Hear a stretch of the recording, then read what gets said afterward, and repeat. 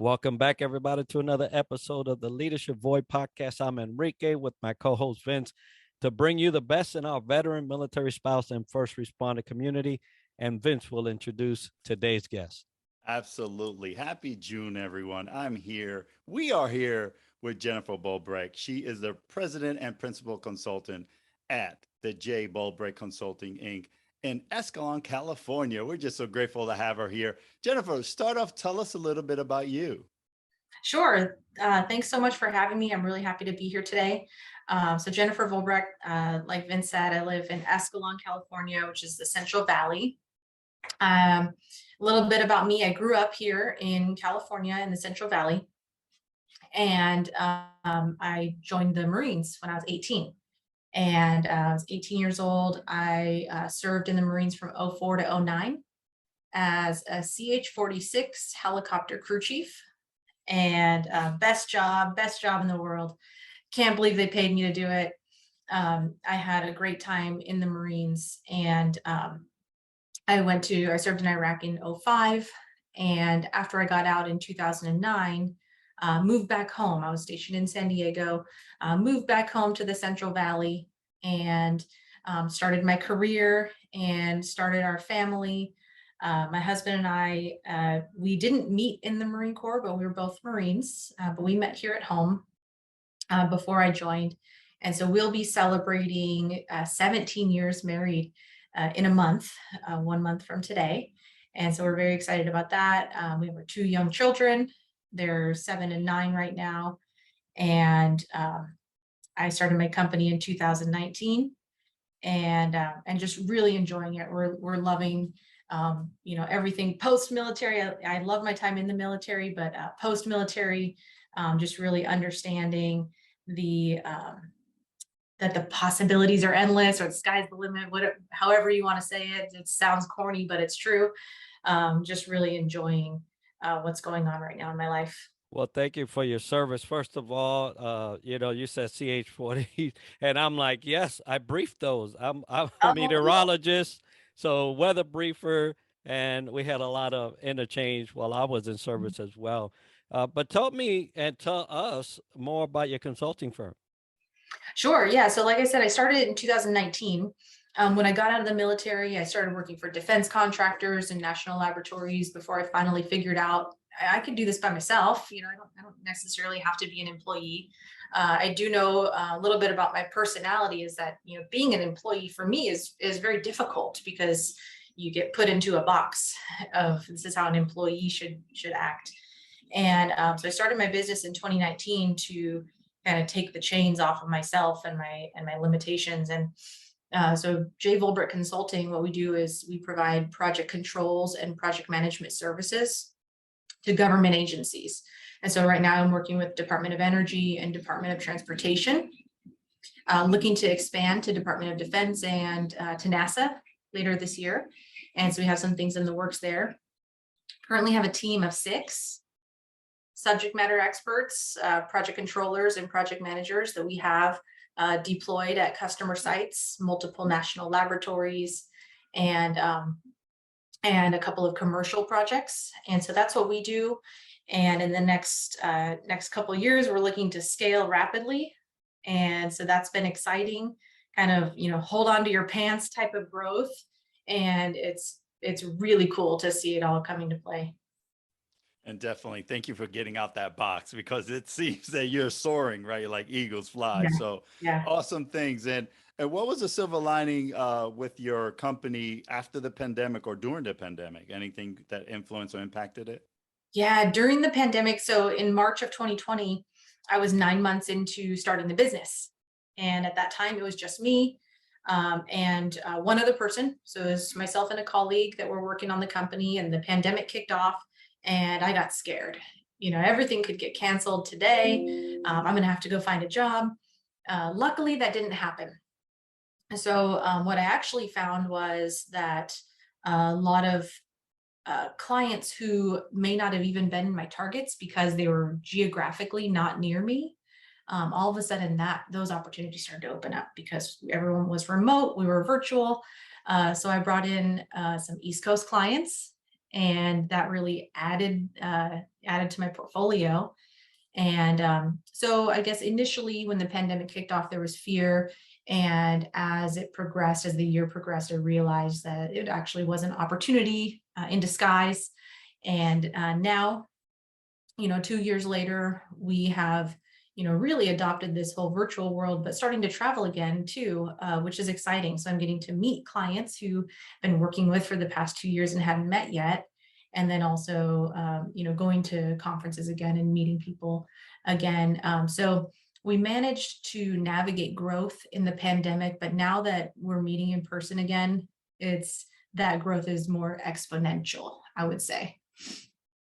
It's always nice to hear the stories behind, the company versus the pandemic and how everything was evolved and has come to fruition for most of you guys that been running companies and trying to do it through a season where everything was shut down.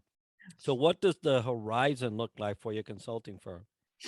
So the horizon right now, like I said, we've got 8 employees. I'm adding 2 to 3 per month, depending on our contract needs. So we are in this very steep growth curve, hoping to get to 30 employees in the next year, the next 12 months. So this time next year, we should have a team of around 30 based on what I have, the contracts that I have currently, and then what's in our pipeline.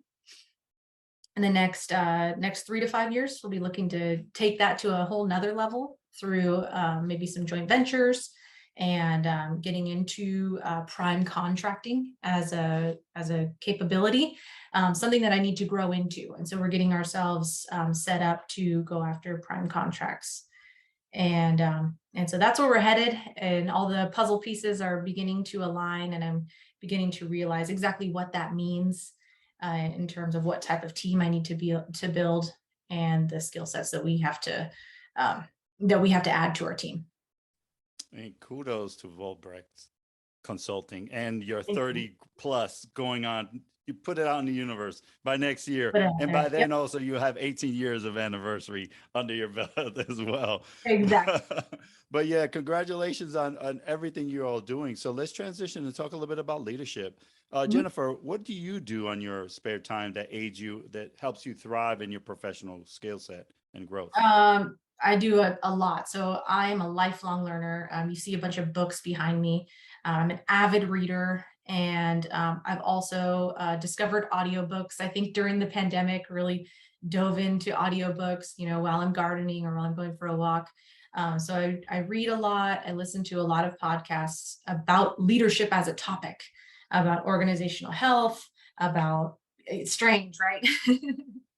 I listen to a lot of military leadership because it resonates with me.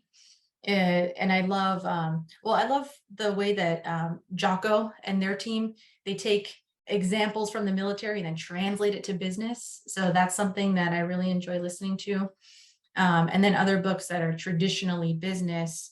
And then while I'm listening to those books, I try to put a military spin onto it and say, okay, what would I have done in a life or death situation? So when I translate, when I'm working with my team, I always run it through that filter. Is this life or death? And if the answer is no, then then how urgent is it? If no one's going to die, then how urgent is it really? And I try to put that into my framework, how I make decisions. Yeah, that's a good model. It works for us out in the field. It definitely works for us in the military setting. I don't think that sense of urgency is out here on the normal. But as a CEO, that's a great model to have because there are some things that could cause some detriment to your people. So there are some physical and safety issues that you do have to take into account. That's always going to be the same. But when we talk about decision making and being able to go back into our toolbox and say, let me grab that I learned so long ago. It's going to probably help me now. And you must have received some advice during your journey as a leader and into being a CEO now that you must have grabbed onto, and it actually helped. And then maybe you can pass it on to an emerging leader today. What would that be? So one of the biggest things that I learned when I was really young in my career, so newly out of the Marine Corps and in the workforce, and I found myself, because I had been making those life and death decisions for other people on their behalf, and was really used to directing my crew and directing my team. I found that as a young engineer, I was out in the field making calls that didn't belong to me. Those weren't my calls to make. And so I was just out there, directing people and, oh, I'm going to call the customer right now. It was really gung ho. And I got put in my place quite a few times. And so while I agree with the, make a decision and apologize later, I agree with that theory, but I also at the same time agree that, to run your decision thought process through the filter. Do I need to make this call, or is this somebody else's call to make? Should I pause for 5 minutes and see how urgent it is? So, as the years have progressed, I've progressed in maturity. And so I'm no longer out in the field making calls that don't belong to me. I would encourage others to think about that when you're, newly into the workforce, newly motivated. You have a fresh set of eyes, and you see something that needs to take place. Is how do I fit into this organization? Who's what is the potential outcome of this call that I'm about to make in the field? And that, I guess, comes with experience.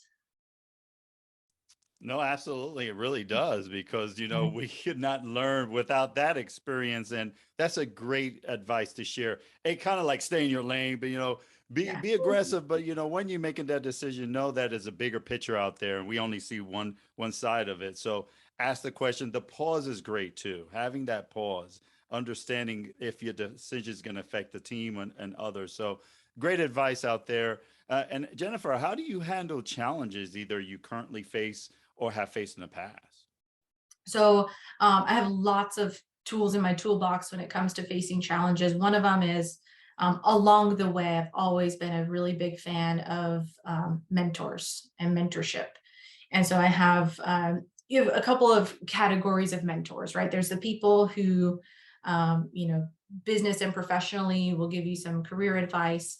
And then you have your, those kind of strategic advisors and people you can say, hey, I'm about to make this decision, and it has greater implications. So trusted advisors and mentors, I would say, that I've developed along the way. And those people, when I have a real challenge, like navigating this growth, for instance, going from 8 people to 30 people. And I'll mention that 60 days ago that I had 3 people on my team. So that's how much we're growing, from 3 to 8, and then from 8 to 30. Lots of challenges, whether it's contracts, customers, personnel, you name it. I have a variety of mentors and business advisors and people that I trust that I can go to ask questions. And then myself personally is, I make sure that whatever issues I have, that I have them listed out and they're prioritized. So how much of an issue is this? Can it wait till tomorrow? And if not, then okay, let's work on this one today. Let's work on the top priorities and get those knocked out, and make sure not to let them linger. If it needs to get done today, get it done today, no matter what it takes. And that type of growth, as well as having some challenges, also causes a lot of areas of change. And you're looking at it. I've seen it as an employee for consulting firms and things like that, but I've seen it also as an owner of a consulting firm as well. So what strategies do you employ to help you navigate those times of change? That's what I'm experiencing right now is, employing, what can I employ? For me, it's relying heavily on my team in those roles. So if your role is to, communicate with the staff and set up internal staff meetings, my role is not to overstep you. My role is not to doubt you. My role is to trust you and to lean in and let you shine. And so that's what I'm working through right now. It's definitely not easy for me, where you've heard me say I'm a go-getter, I'm motivated, let's do this now. So leaning on other people is it's a challenge, but it's so necessary. And when they do a good job, and when they hit the home run, pause and thank them for it, acknowledge it, reinforce that, so that it becomes a habit and something that's repeatable. Oh, absolutely. You empowering your team, you valuing each and every individual, because there's no way you could do what 3 or 8 or even 30 people can do, right, Jennifer? Yeah. So definitely very strategic in those changes, and great things you have shared with our audience. Now, the folks listening in, how do they get a hold of you, Jennifer, or Vollbrecht Consulting Inc.? Sure. So the business website is www.jvc-inc.com. That's for business consulting. And then I also have a personal website, jennifervollbrecht.com. And that's where I post different blogs and book reviews and things like that. And so both of those are good ways to get a hold of me. Well, we will definitely have that as a part of the show notes and the video so that folks can get a hold of you. Jennifer, thank you so much for sharing your time with us. And folks, if you want to get a hold of the Leadership Void podcast, the leadershipvoid@gmail.com is where you'll send that correspondence. Vince and I will curate it. If you have anything to ask about leadership, or you want us to talk about a specific topic concerning leadership, that's where you'll send that. Jennifer, we really appreciate what you're doing in the consulting world, and are so happy for you about this growth that you're experiencing. And we wish you continued success in that regard. Thank you so much. Really appreciate it. Appreciate all the support. Absolutely. Speaking of support, everyone out there can help us reach our 200 subscriber. We only down to single digits, folks. Hit That's subscribe on our YouTube channel, The Leadership Void. You enter to the drawing to win this wonderful book by Scott McGregor, Standing O, the Salute Edition. 9 more folks. Help us get there. I know Jennifer is going to like and subscribe, and her team of 6. So we have our 9 right there. You go. Perfect. That definitely some other things we have going on. We do radio check every 1st and the 15th at 1900, which is 7 p.m. Eastern Standard Time. Is a time for us to just get together with the community, both military and first responder community, just to check in, just to do a roll call, see how you're doing. You know, we want to definitely be there for our folks of arms and of in the civilian status anywhere here abroad. Just join us. We get people from Texas, California, Australia, everywhere around the globe. Join us at 1st and the 15th for Radio Check. And lastly, we have our sponsor, Home Team Mortgage. They are our sponsor. We thank you for everything they do, and have a good day. So, Jennifer, again, it's been a pleasure. Enjoy. Thank you.